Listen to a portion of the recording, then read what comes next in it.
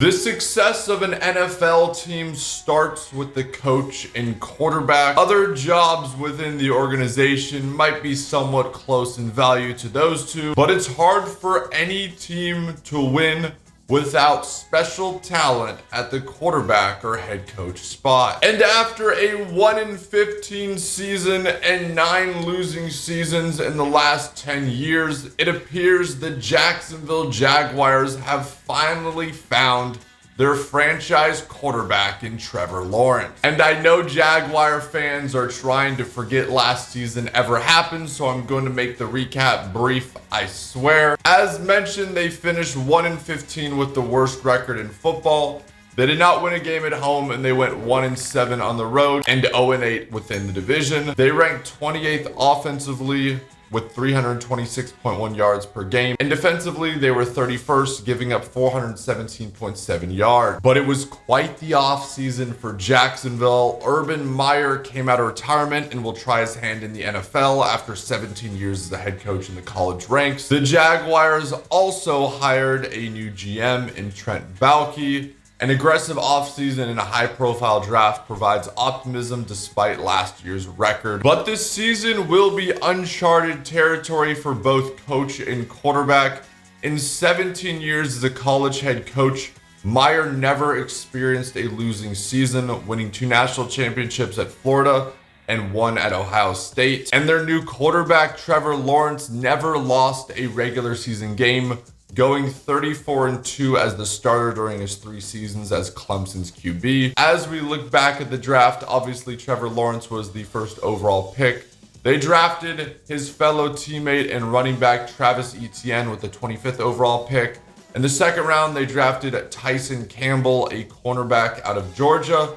And then later on in the second round, they drafted Walker Little, an offensive tackle from Stanford. The most notable names that the team brought in were Shaquille Griffin, Roy Robertson Harris, Marvin Jones Jr., and Rashawn Jenkins. As for their strength of schedule, it ranks 18th. Some notable games: Week 3 versus Arizona, Week 8 at Seattle, Week 9 versus Buffalo, and Week 13 at the Rams. Come on, you already know where I'm going to start when it comes to key players. It took 18 years for the Jags to get their first franchise quarterback since Mark Brunell, but now they can build around a generational talent at the position with former Clemson quarterback Trevor Lawrence, the #1 overall pick in the 2021 NFL Draft. Lawrence will look to recognize blitzes, take advantage of his mobility, and make quick, accurate passes. Unfortunately, the offseason wasn't all good news for the Jags.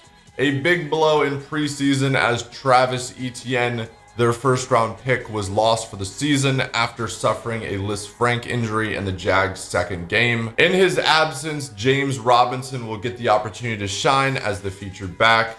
DJ Chark and Marvin Jones form a strong duo as Jacksonville's outside receivers. As for the defense, I'm going to be honest, there isn't a whole lot I like here. Former Seattle Pro Bowl cornerback Shaquille Griffin was the Jags' biggest free agent signee and will be the team's #1 cornerback. Opposite Griffin is CJ Henderson, a first-round pick from last year, who spent the offseason recovering from labrum surgery. It is very important to mention he has been put on notice that his production must be improved or he will be traded. Again, there's not a whole lot that stands out to me on this defense. I guess in the 3-4 scheme, Josh Allen can take advantage of his athleticism to make more plays in space as an outside linebacker. Flavion Chaseon, a former first-round pick in 2020, has that same potential. He was just overmatched as an edge rusher because of his size disadvantage last season. Both guys will need to step up for this defense to make strides in the right direction throughout the season. And finally, for my projections, this season will be filled with ups and downs. The team is so young and still trying to form their chemistry. I have my concerns with the offensive line depth and the tight end position, but I really think this offense could surprise some people. As for Urban Meyer and Trevor Lawrence, they know little to nothing about losing, but I fear they will experience their fair share of it in 2021. However, the culture is changing and the team has its franchise quarterback. So even though I'm predicting the Jags to go 4-13, it is still a step in the right direction.